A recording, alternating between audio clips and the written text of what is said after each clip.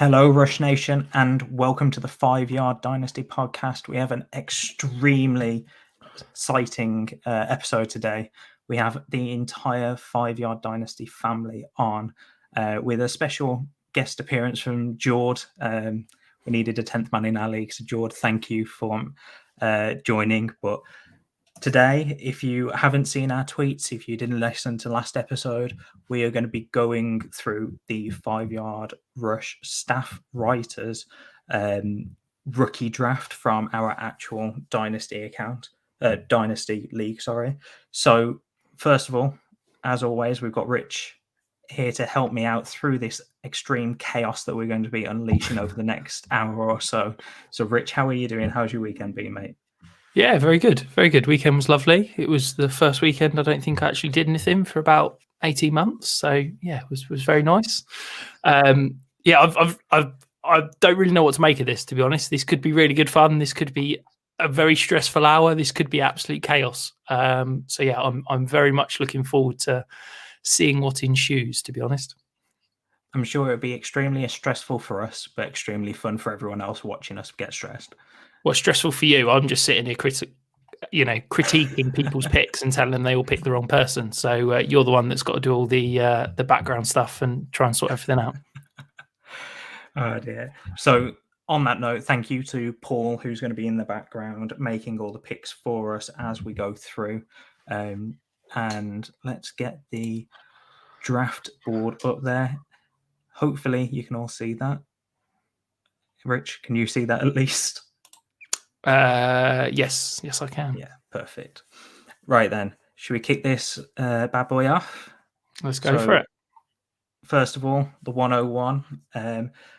We'll bring Jord in. Who are you going to take, Jord? Because the 101, you came in extremely high as the 5 Yard Devi guy.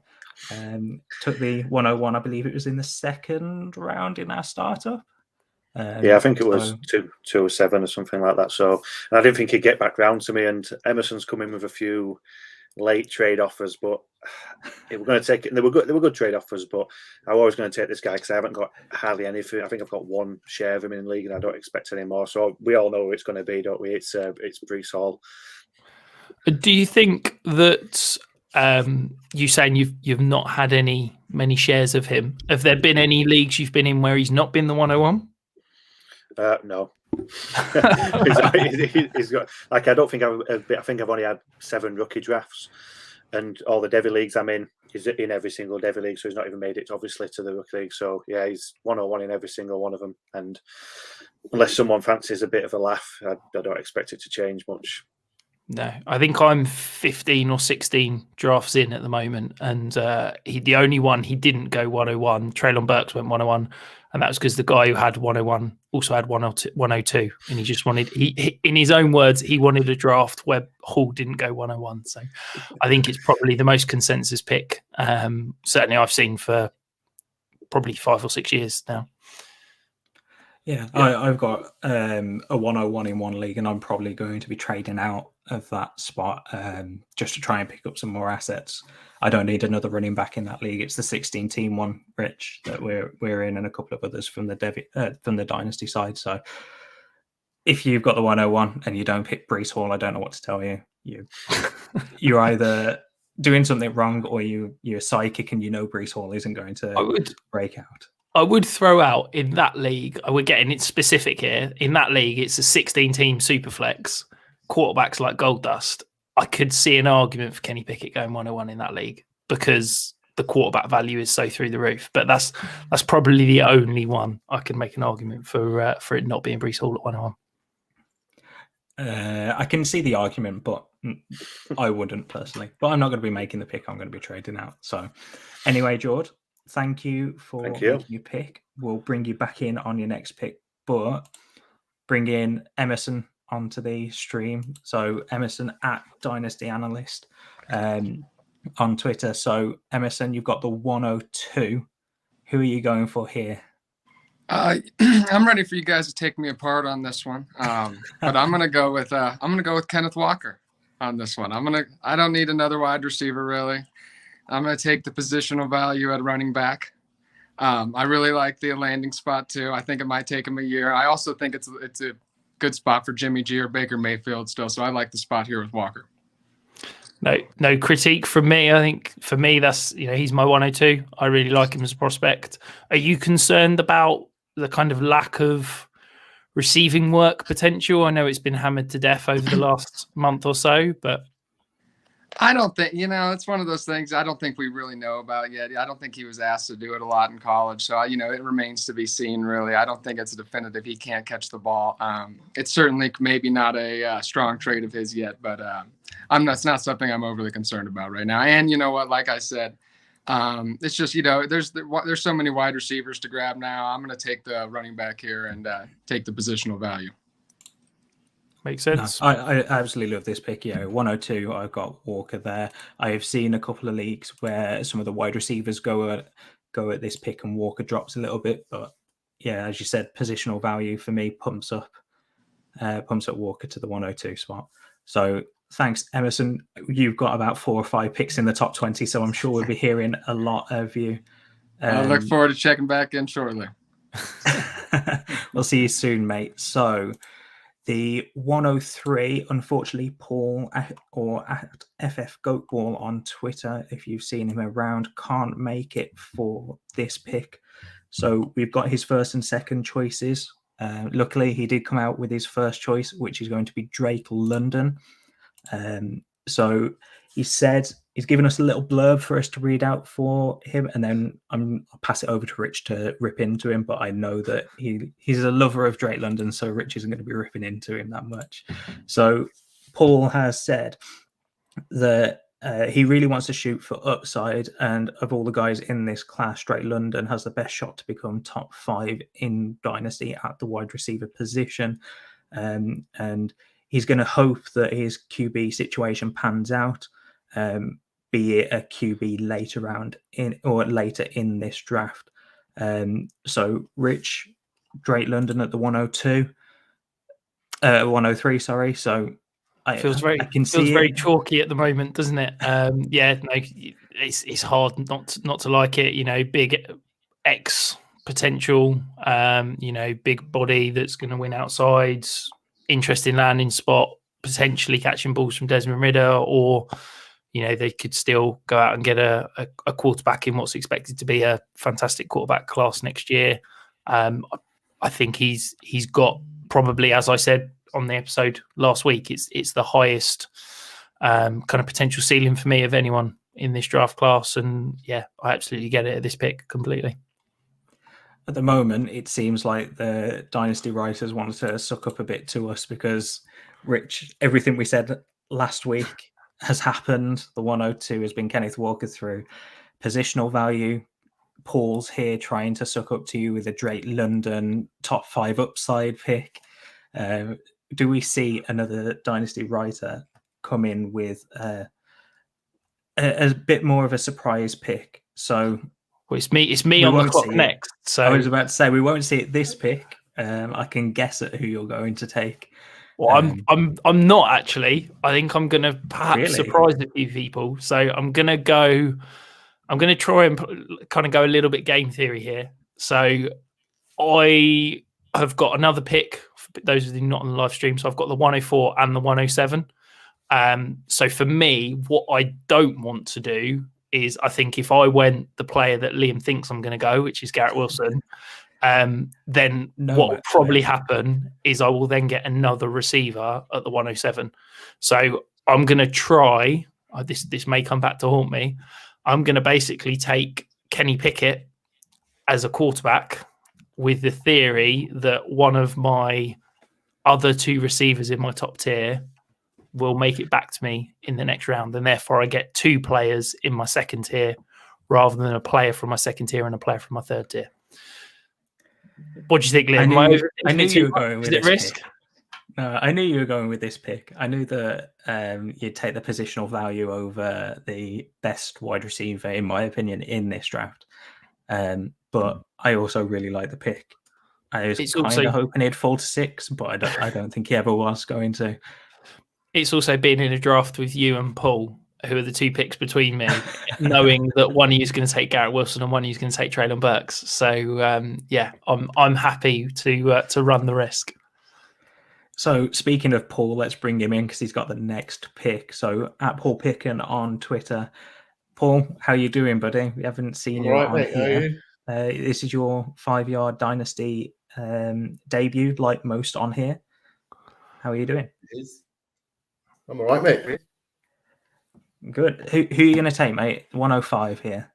Oh, mate, this was an easy pick for me. It's Garrett Wilson. Yeah, I kind of assumed that was going to be it. Mate, that is because he is my wide receiver 2 in this rookie draft, and he is easily one of the best wide receivers in this class.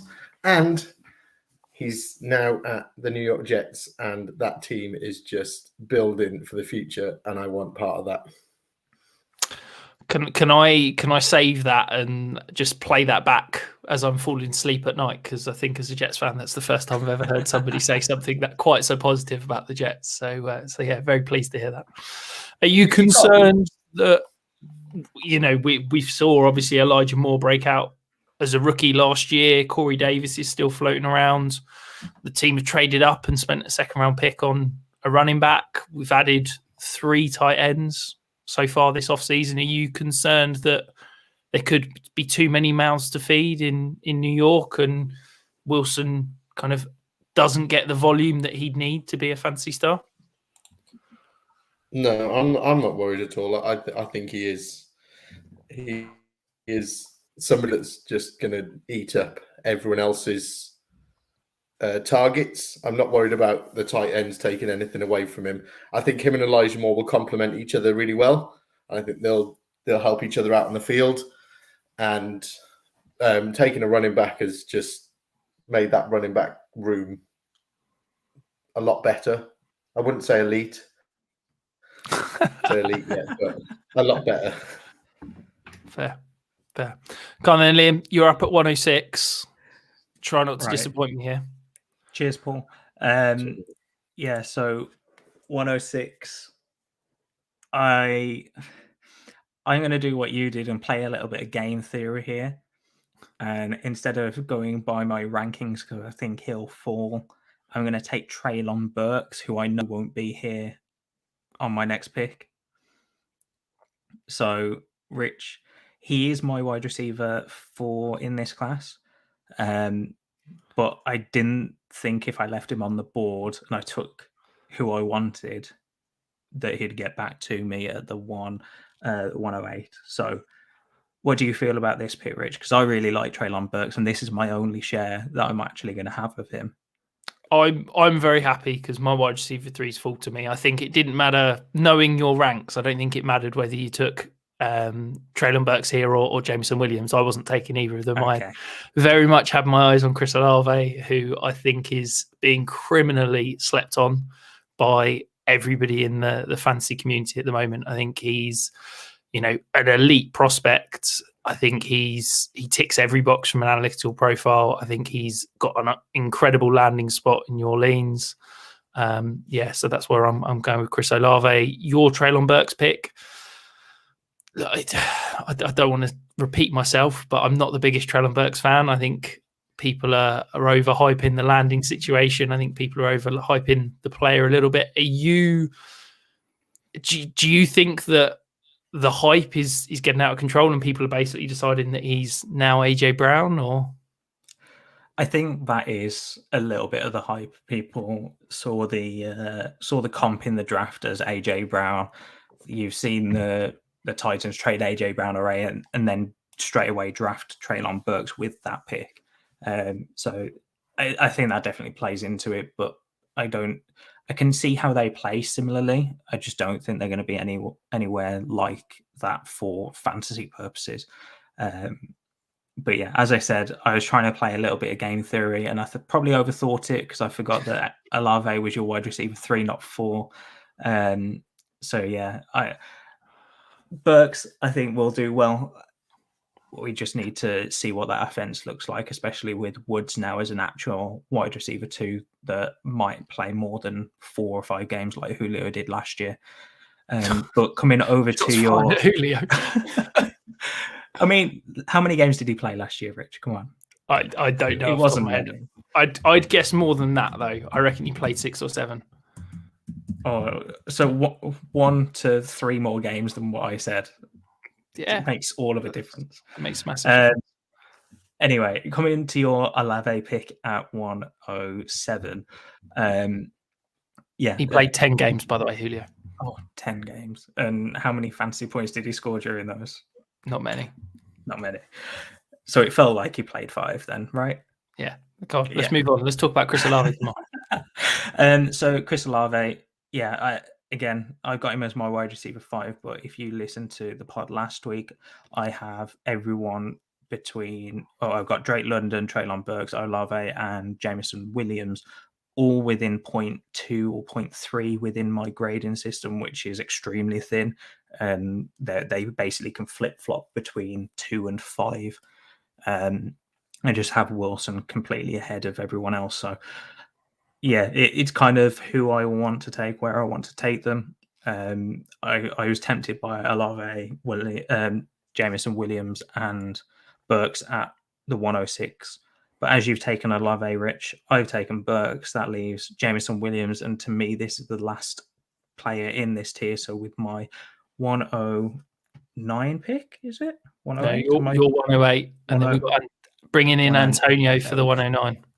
So we'll do a quick bit on Jameson Williams. I know you don't like him, Rich, but I like him. It's not that I don't like him. I just like 4 other receivers better. I think that the Lions will find ways to get the ball in his hands, and hopefully they'll play it as more of a short play rather than trying to throw it long with Goff, because I think everyone understood last year that Goff was not a just seeing that from Stocks. We'll read that out in a second, but I hope that people don't forget what happened last year when the Lions brought in Brashard Perriman and Terrell Williams, and everyone was saying that Goff isn't a deep ball threat. He's not going to throw all those deep balls, and he didn't. But why is that now suddenly changing for Jameson Williams? Because they've drafted a fast guy. I don't think that, even though he will be a deep threat, I don't think he's going to be a solely deep threat guy. I think he could be used more like a Waddle. Fair enough. Fair enough. So Stocks tuning in saying shade at Julio, scoundrel. Thanks, Stocks. Nice to know we've got your support here. Arguably top 10 receiver of all time, and you're just thrown into the curb. But yeah, we'll move on and let's his last season. But yeah, let's bring Antonio. Let's bring Antonio on and let him have his pick. We've talked enough. I don't think either of us have picks for a while now, Rich, so we can shut up and let the Dynasty writers come in and talk. So, Antonio, how are you doing, mate? Yeah, I'm good. Very good. Nice to be here, guys. Before you dive in and announce your pick, Antonio, I want to get a bit inside your head. So, obviously, it's, I think, widely accepted that there is a distinct drop-off after the top 8. I know I've been campaigning for the last 2 months to say there's actually a top 9, but I seem to be alone in that. Do you feel that this is the point at which the draft starts to dry up, or do you think there's another prospect that could be worthy of kind of creeping up into that elite tier? So I have no idea who that 9th person is for you, but for me there is a 9th person for me. So you'll find out who that is in a minute. But I do think there is a drop off after 9, so I'm with you on that. And actually, you could probably get value trading back from the 8th spot if people are thinking there's a top 8. I wouldn't mind, say, if I was 104, 105 to dropping down to 109 and getting something else, actually. So if I had that 104, 105 pick, I would have been circling this number 9 receiver that I'm about to take. Hopefully it's the same guy, Rich, before I say someone else. But yeah, I do think there's one more, and I think he's close to Jameson Williams. I think they're in their own separate tier, maybe of a mini tier of 2. I would have taken Williams if Liam took this other person. So I'm going to take Sky Moore, receiver for the Chiefs at number 9. I think I just can't see how his value drops in Dynasty in the first year. So that's what I'm looking for in rookie drafts. Someone who's not going to lose value, and obviously being tied with Patrick Mahomes and some of those other receivers who are, essentially on 1-year deals. Kelsey's getting a year older. I can't see how Dynasty value for Sky Moore drops. So that's why I'm taking him here. Fair enough. That wasn't the guy that I've got in my tier, but he's my number 10. I think. Look, I love Sky Moore. I'm a little bit upset, I'll be honest, with Sky Moore because I was really high on him in the pre-draft process. I thought I was going to end up with a lot of Sky Moore. I was really hopeful that he was going to have perhaps an under-the-radar landing spot, and then he's gone to the Chiefs, and I think he's been, quite rightly pushed up and probably a little bit too high for me. So I've not got as many Sky Moore shares as I'd like to have. Because that's totally Sky Moore's fault that he got drafted by the Chiefs, Rich. Yeah, yeah, exactly that. I'll never forgive him now. He's permanently got a black mark on his name for the rest of his NFL career. Yeah, no, I like Sky Moore. As you said, I have another person at 9, so I don't think I'm going to get any shares of him because he's being drafted a little bit too highly for me. I completely agree. I don't think his value is going to go down. People are shoehorning him for a lot of work year 1, and that's probably the only way that his value goes down is if Juju starts coming into that work too much. Not shoehorning him for the slot, Rich, before you dive in on that one. But if Juju and maybe some of the other wide receivers like MVS start to get more work than people anticipate, where they would probably line the Sky Moore up, then that's probably the only way. But as I said, I don't foresee it. I think Moore's going to be a great receiver. It's just I've got someone else on my number 9 in a tier of his own after the top 8. Antonio, before you disappear, are you concerned? Liam hinted at the usage in terms of lining up in the slot and things. And I know I've talked a lot about Juju being that, he's a very good blocker. He's that bigger body. I think Andy Reid's hinted at using him out the slot. Are you concerned that Sky Moore is, he profiles as that more slot type? Are you concerned about him probably end up being a 50-60% outside receiver at the next level? No, I actually think he wins quite a lot outside. What I saw anyway from college, I thought he won a fair deal on the outside. I don't think so. I think Hardman's the one who kind of falls off here. MVS got his money, and I think his role basically will be to take the top off the defense as he has done it in Green Bay. I think Sky Moore will work in that intermediate level of the field quite a lot. And Juju, I think Juju and Kelsey are the ones who are going to be fighting for the slot in the middle of the field targets. If I'm honest, like I said earlier, in this kind of rookie draft, I'm trying to take someone who's not going to completely kind of catapult their value. And there's probably a few others that are going to come up that I'm a little bit more iffy on. So I think I've gone a little bit safe there. I agree with Liam in terms of year 1. I can't see him absolutely taking off, whereas, Olave's got a great chance. Drake London, obviously, and Burks, those 3 there have got the chance really to take off from year 1. I can't see that happening immediately with Sky Moore, but I think in Dynasty, he's safe in this range. No, fair enough.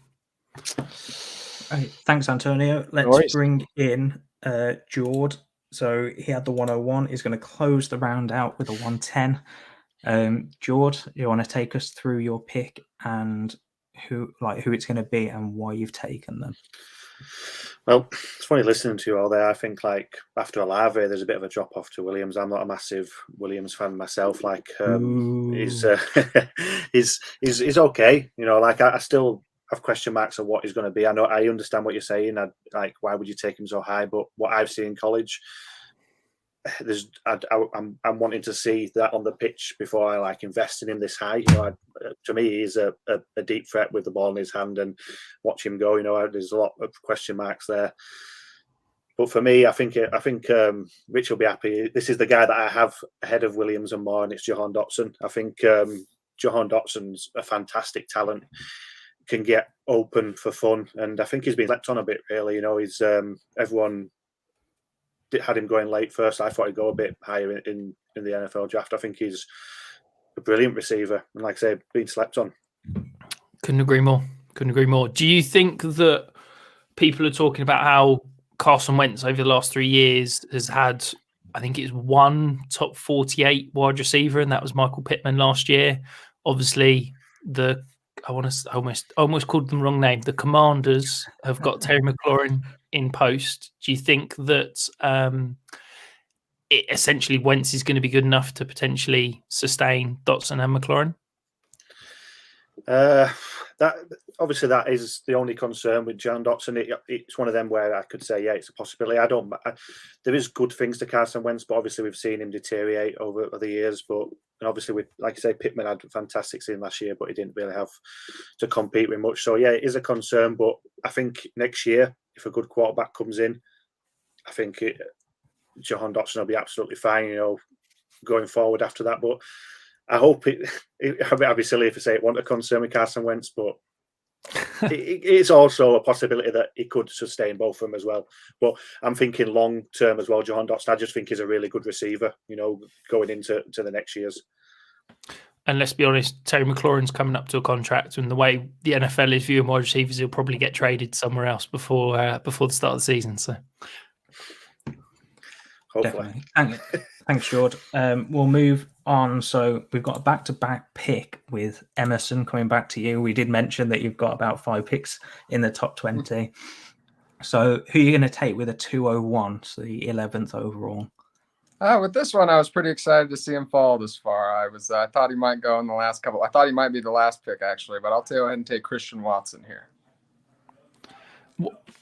Try and sell me on Christian Watson, Emerson, because I'll be honest, I'm not a lover. I don't particularly like what I've seen on film. I don't particularly like the analytical profile. So now's your chance to try and sell me. You know what? So I'm not a film guy. So I tend to trust draft capital, and I love the Packers invested a high second round pick in him. I love that. I love the athlete. And then after I've done more research on him in the recent days since the Packers have taken him, and I'm starting to fall a little bit more in love. He has every physical trait you could look for. He has elite speed. He's a great route runner too. And I really tend to lean on that draft capital when I'm making selections in this range. And I love the landing spot with the Packers. I really don't think he has much competition at all. And if he, and we'll be able to see pretty early with him. If he doesn't produce early, I don't think with Alan Lazard and Robert Tonyan as the most competent weapons, I would think we would know pretty early on about him. But like I said, I love the landing spot, and that's my main reason for drafting him here. As a Packers fan, I like the fact that you're taking a Packer, but pre-draft I wasn't huge on Watson. I think I was about consensus, even though I felt low on him. But are you worried about a veteran coming in?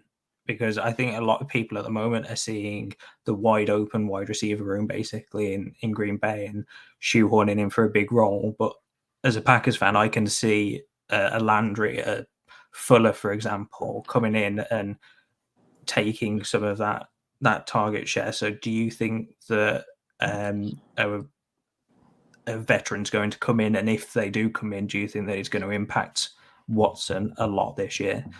I think that's, I feel like that's already baked into the price a little bit. I think the Packers probably will add somebody, and I think, that could honestly help Watson. He's going to get a little less coverage, but that, Aaron Rodgers is going to throw the ball. And so I think, the Packers getting a couple options wouldn't hurt him. Like I said, Alan Lazard and Robert Tonyan aren't exactly inspiring options. So even if they get one more option, I'm not exactly worried about it, I don't think. Perfect. So who are you going to take with a 202, the 12th overall? This is another controversial one. And he has a wide range of values, but I'm going to take James Cook with this pick. And, he has his lovers and haters for sure. But I another player, I love the landing spot with the Bills. Not a lot of competition with Devin Singletary and Zach Moss. And any running back, especially since it's PPR, any running back who has that kind of pass catching skills can be a high-end fantasy weapon. Are you concerned? I know people are saying it's a great pass first offense and there's going to be loads of passing usage, but are you concerned that with Josh Allen, running as much as he does, and when the pocket breaks down, he tends to take off rather than check it down. Are you concerned that the volume isn't where I think perhaps some people are hoping? If I was drafting him at the 1-4 or 1-5 that I've seen him go in some drafts, I would be really worried about that. But in this range, once again, I feel like that kind of is baked in a little bit. We're not drafting him here to be an elite RB1 or anything like that. If he was a top 20, 25 running back, that would be fine with me here. So I'm going to go ahead and take the positional value. Honestly, like as far as, guys in this range, you're talking about who honestly have less than a 50% chance of being fantasy relevant. So I'm willing to take the risk here and have take the guy who's most likely going to affect my fantasy team in the near future. Can't argue with that. Right. So we've got Paul with the 203. Paul, welcome back in, mate. Who are you going to take here, buddy? Well, mate, it's a tough one for me because I really want to take George Pickens because he's got the best surname going. Oh, here we go. But for me, I'm going to take a QB that I think is going to win the starting role this year, and that is Desmond Ridder. Okay, so walk us through that, mate. Desmond Ridder. I've got him as my QB5 pre-draft. I can see him winning the role, but if he wins the role, do you think he's going to be a starting caliber quarterback, considering he was taken in the 3rd round?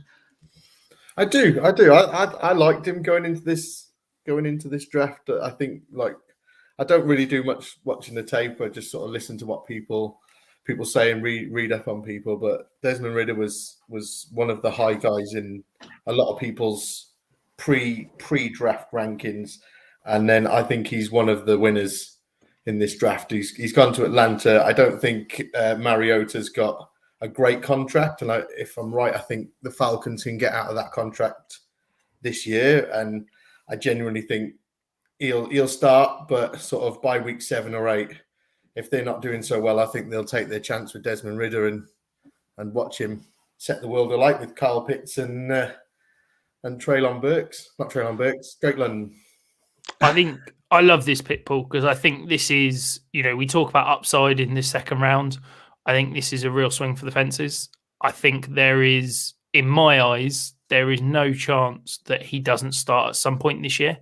I think that the Falcons are in a true rebuild. I don't see Marcus Mariota being the long-term answer. And I think that the Falcons are going to want to go into the draft in 2023 knowing, do we have something in Desmond Ridder, or are we going to have to go out and get a quarterback in next year's draft? And I think with that 3rd round draft capital, yes, it's not good, and it's a potential, if he was a 1st round quarterback, he'd be going a hell of a lot higher. But I think that it is a proper swing for the fences, because if he can prove this year that he's got enough to be the long-term starting quarterback, then you're getting a potential starting quarterback for the next 2-3 years for an early 2nd round pick, which, we talk about whenever any starting quarterback is worth a 1st round pick automatically in Superflex. Well, you turned him into profit already. And I think that at this point, there is nobody else on the board that's got that potential upside. So I think in terms of a swing for the fences play, it's massive. Yes, he could start 4 games, look terrible, look like a fish out of water in the NFL, and never turn into anything more than the career backup, and you've kind of wasted the pick. But I think in terms of, if we talk about range of outcomes, there's probably like a 25% chance that he's a starting quarterback in 2023 and beyond. And at that price, it's worth a pump.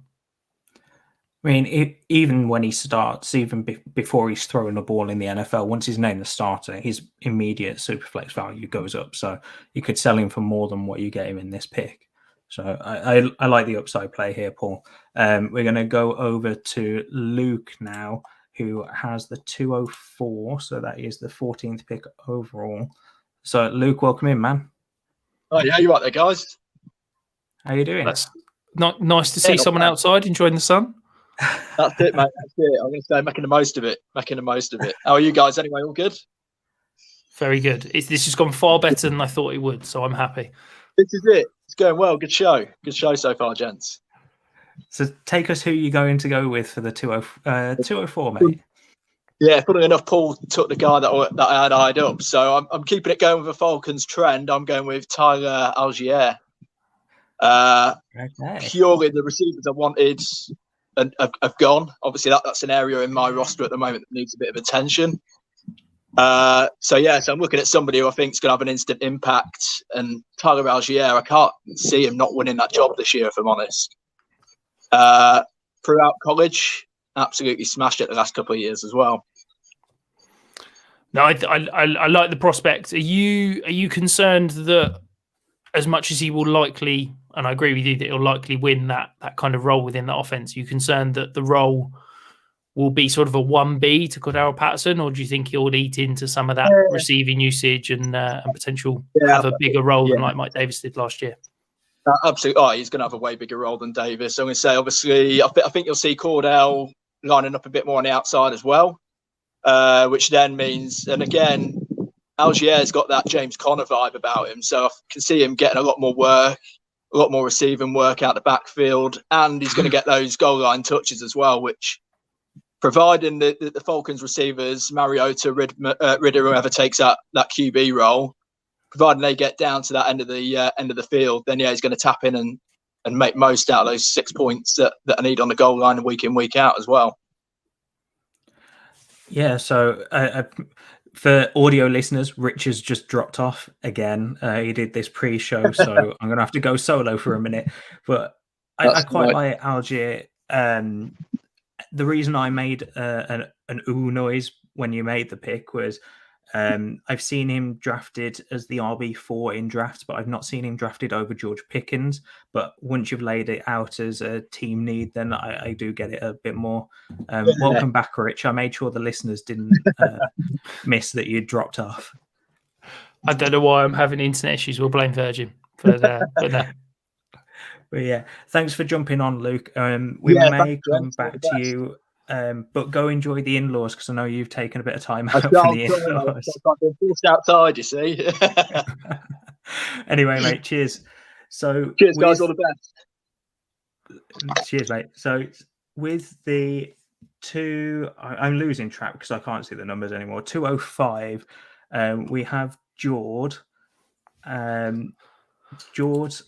I can see messages in the private studio chat about a trade up. Are we going to get a trade up here from someone that wants to come back on the live stream, or are you going to be making a pick?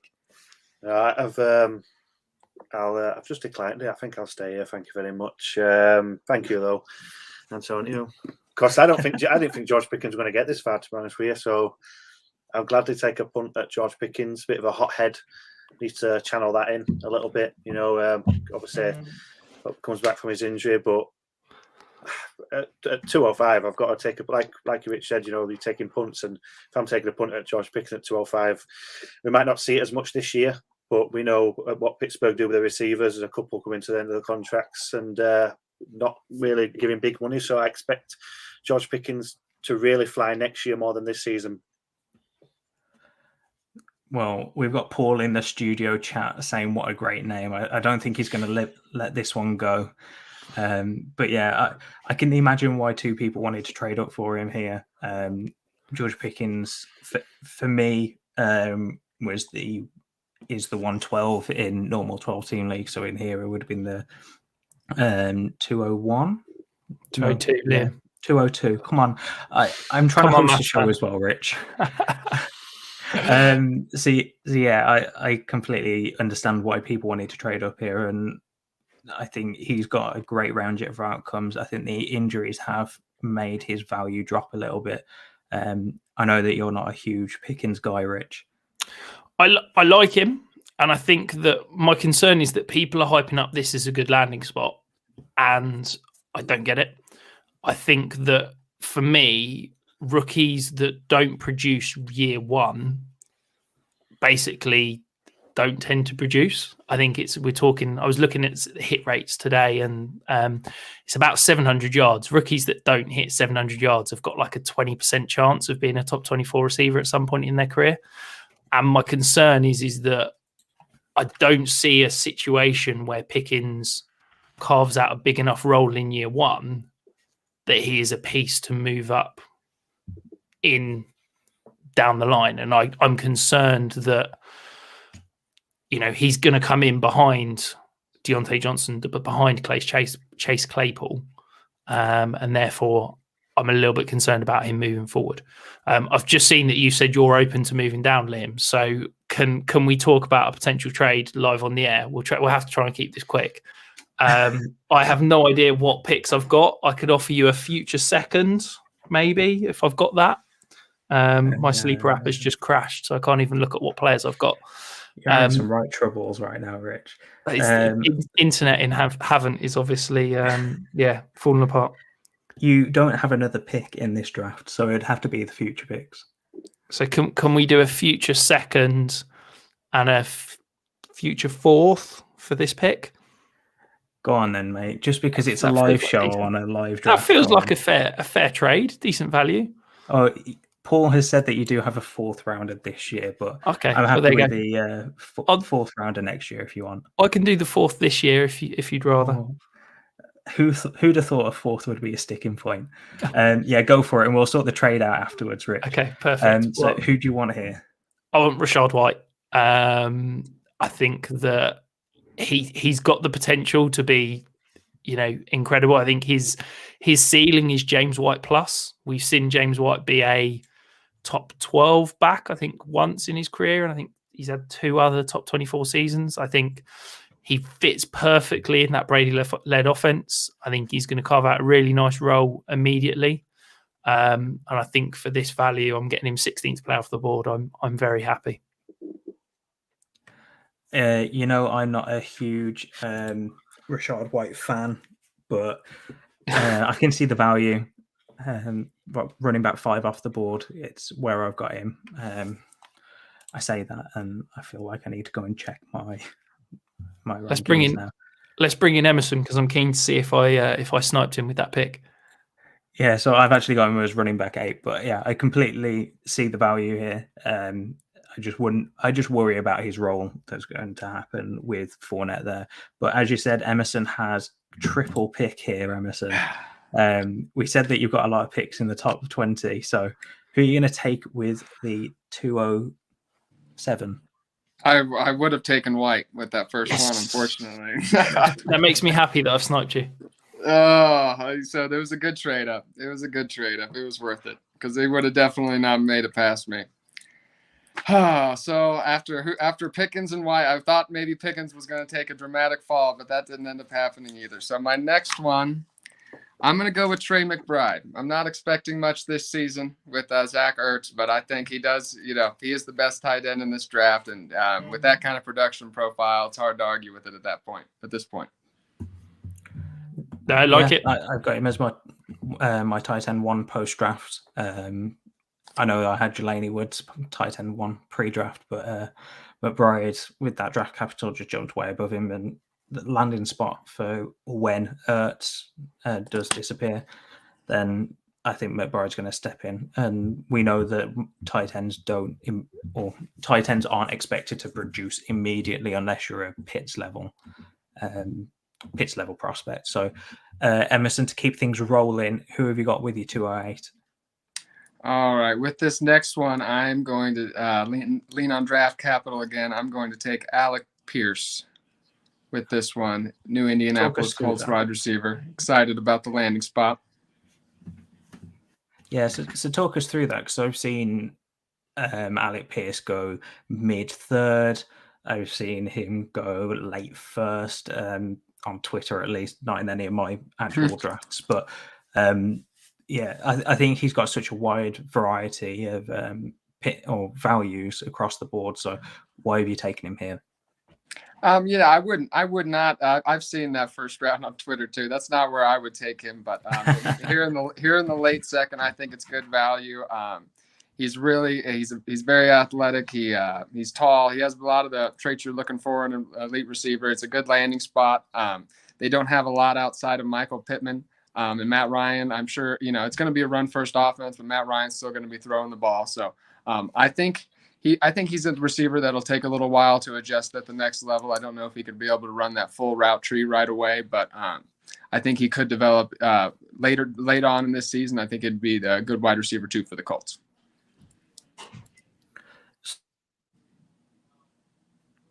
So, Rich, before we move on to the 209, do you have anything to add on Alec Pierce? No, I mean, I'm not a lover. I think I question the profile from an analytical standpoint slightly. I think he's, for me, getting overhyped. Doesn't flash really. He's like a 66th percentile prospect for me, so I'm not the biggest fan. I'm much lower than consensus, but at this point, as we said, we're taking flyers. Why not? Draft capital's there. He's got the potential. That big-bodied outside receiver. Why not? So Emerson 209. Let's get this triple back-to-back pick sorted. All right, last one here. So this one was tough, but I think I'm going to take Dameon Pierce here. I like, a guy with another wide open landing spot. Not a lot of competition again. Should be able to compete for carries right away. And even if he just provides some flex upside this season before they take a running back next season, at this point, that could still provide value. So yeah, I'm just reaching here for some early production here, and maybe I could also sell him for a different asset, upgrade if he flashes early. So just going with that here. Perfect. I like the landing spot for him. Draft capital was better than I expected for him as well. So I think this tier of running backs, you can move whoever around, and I've got a tier of 4 after James Cook. Yeah, absolutely. And, I've been diversifying my assets a little bit, trying to get a little bit of each of these guys, because at this point, it's hard to say which of these guys is going to produce. So really just taking some dart throws here, and I'd be happy to take a guy who's competing with Marlon Mack for lead running back duties. I think that for me, I don't like the player. I think he's not one of my favorites, shall we say? But I think the landing spot is worthwhile at this value. I've seen people taking him at the back end of the first, and I just can't get it at all, because I think he's a bad player, and I think if you're taking a bad player in a good situation, I think you end up doing yourself a disservice. But I at this point in the draft, I can't fault the value at all. Yeah, it seems to be the year for that. There seems to be guys, that can go 110 or they go 210. So it's hard to say. Yeah, exactly that. Thanks, Emerson. So we'll bring in Antonio for the last pick in the second round. This is 210 in a 10-team league. So it's the 208 in a normal 12-team league. Antonio, who are you taking here, mate? So I'm going to take David Bell, wide receiver for Cleveland. I usually go running back in this range, but the two that I like have gone the last two, because obviously they got more chance of hitting immediately, and you can flip them for whatever halfway through the year if they've produced. So I always just tend to go running back after round 1. I would say I did try and trade up for Pickens, so that's where George got my offer, and obviously it would have turned into Bell, because I was giving him this one plus MVS and another pick, and he declined that. So I think I would have rather Pickens. Obviously, that's why I traded up for him. But I'm happy with Bell. I think he walks in, providing this obviously depends on Watson, or does it? I don't know. I've gone back and forward on this. I think he's actually good enough. He didn't measure athletically that well, but I think technically he's very good. Early producer at early age is a good sign.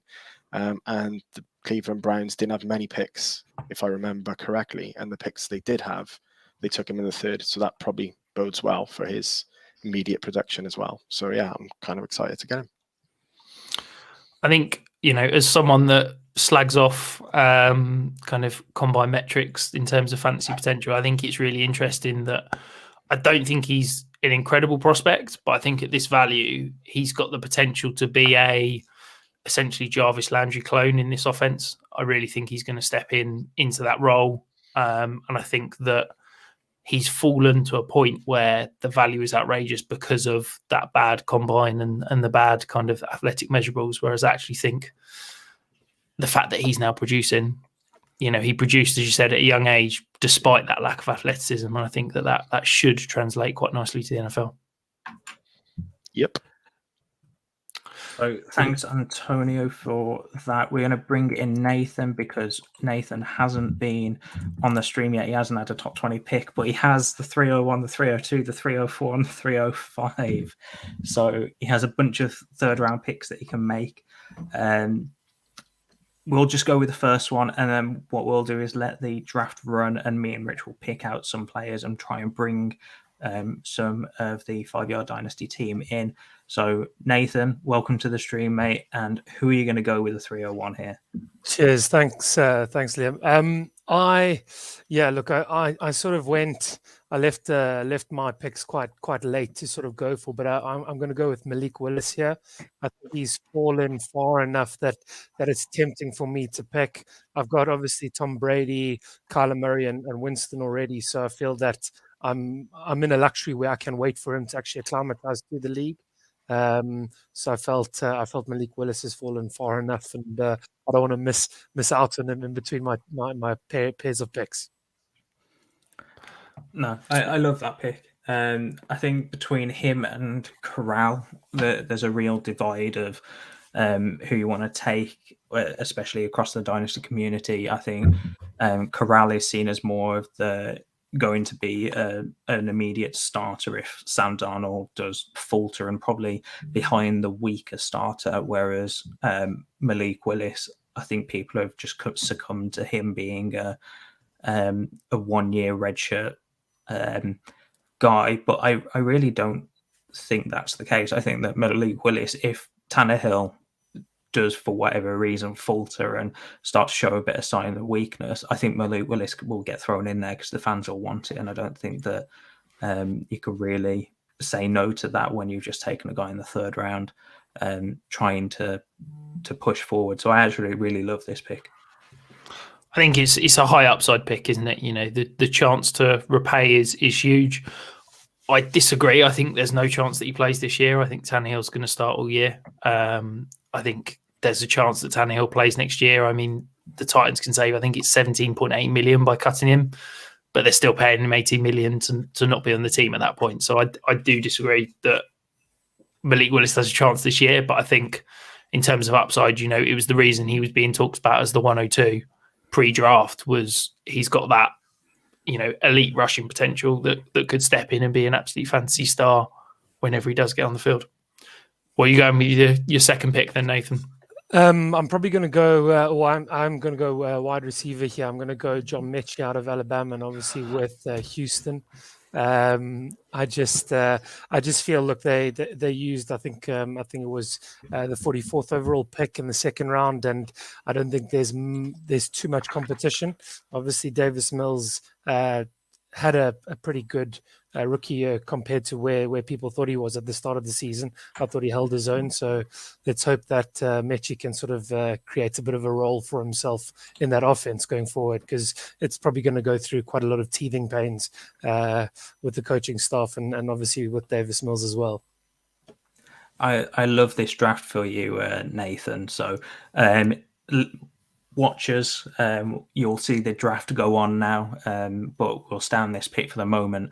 I love the way that this draft has fallen out for you. So I have Malik Willis at the 13th spot in a super flex draft, and I've got Mechie at the 14th. So to get them this late, I love both of these. I think after the first 12 picks, I think there's a drop off, and that's probably why I've got those guys where I do. But Mechie, I think he's going to be really good, and I don't think people are probably seeing that from him. I know Rich is pulling a face because he doesn't think so.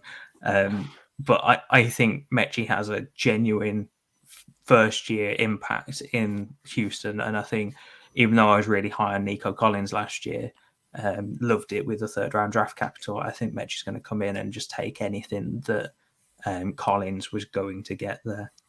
I think I wrote about this today. I don't hate him from an NFL perspective, but for me, I think there's not enough volume and there's not enough fantasy points in a Davis Mills-led offense with their joke of an offensive line, their non-existent running situation, that there's going to be enough fantasy points to make John Mechie relevant.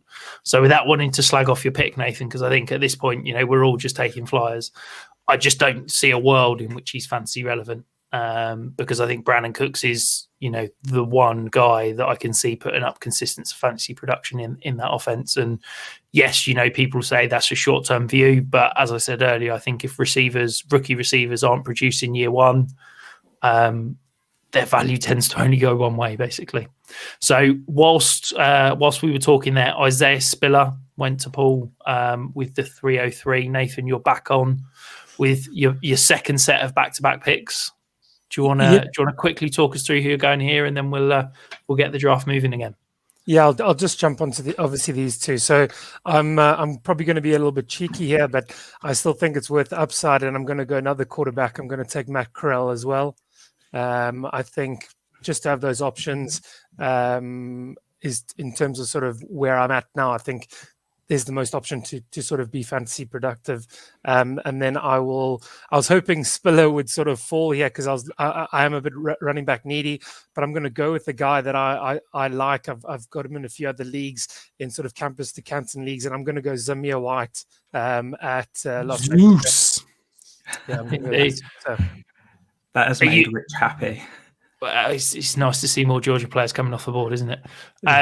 Do you think that there's potential that he could unleash that potential that he had coming out of high school as, I want to say, a 5-star recruit once we get into the NFL? Look, obviously, selfishly, I hope so. I think it's quite difficult because obviously Josh Jacobs is still relatively young. Although I think his sort of production fell off slightly last year. Look, you're suddenly adding Devontae Adams to that offense as well. Who knows if Waller's going to be around? There are a lot of pieces now that are going to be sort of desperate for touches and to actually do jobs there.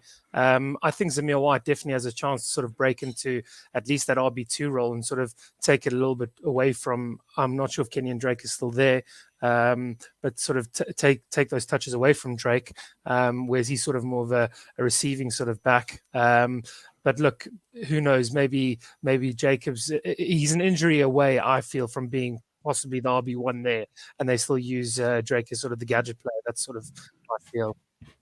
I like that. And with Jacobs being declined his 5th-year option and Drake being talked as a cut candidate, I don't know whether that's just off-season rumours, but I think that Zeus has got a real chance of being at least the backup there, if not even better.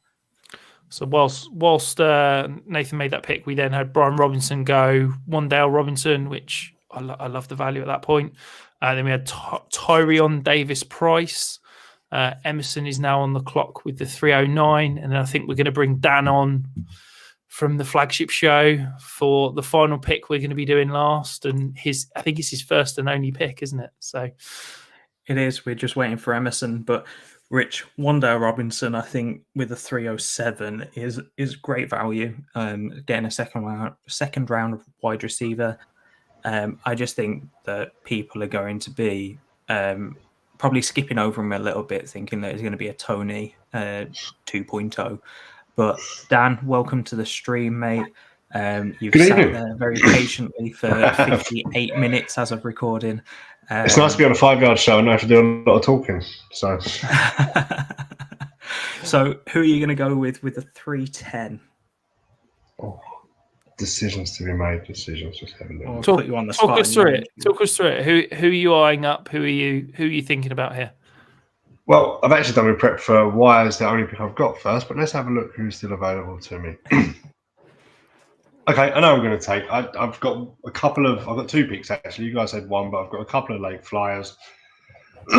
At this stage in the draft, I'm looking for running backs that may turn up and perform, that may have an easy way into play, into snaps, and that may potentially turn some value. So one of those right now I'm looking at is going to be Keontae Ingram at the Cardinals. Yeah, I liked his tape pre-draft. I think that he going to the Cardinals and them not adding much more there is great for him and Eno Benjamin as a little sneaky late round in your startups draft pick. But Eno Benjamin's never going to happen, Liam. Stop trying to make him happen. He's had 4 years. He's not going to happen. But Yeah, Dan, I like this pick. I think he's got a real shot at the running back 2 role there. So, Rich, we're at the 401 with Paul Pettit, FF Go Ball. He's just taken Khalil Shakir. I think that Shakir was taken a bit later in the NFL draft. He was in the 4th round. And I think that has massively seen his value drop. I know that for you, 4th round wide receivers don't matter. So exactly that. Yeah, no, I think it's been an interesting draft. I think it's been fairly chalky, shall we say, in terms of it's not been any huge surprises. I think I've been fairly consistent in terms of where people have gone.